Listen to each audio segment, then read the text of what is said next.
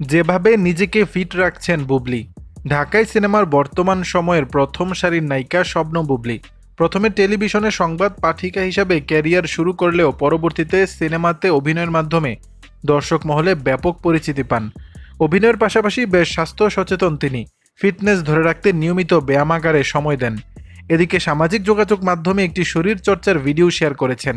ক্যাপশনে অভিনেত্রী বিখ্যাত লেখক রোলফ গেটসের ইয়োগা নিয়ে একটি লেখা শেয়ার করেছেন, যার অর্থ যোগ ব্যায়াম কোনো কাজ করা নয়, এটি একটি কাজ।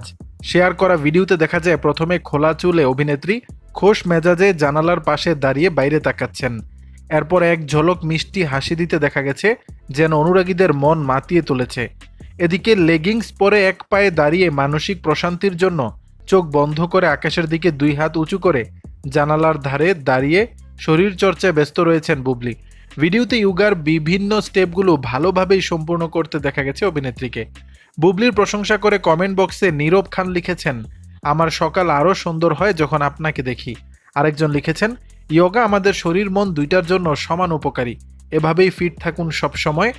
নরিতার ভাষ্য, অসাধারণ একটা জায়গা, অনেক সুন্দর একটি ভিডিও, সাথে আপনাকেও লাগছে দারুণ। উল্লেখ্য, বুবলির কর্মজীবন শুরু হয় সংবাদ পাঠ দিয়ে। দর্শক, বিষয়টি নিয়ে আপনাদের মতামত জানাবেন নিচের কমেন্ট বক্স।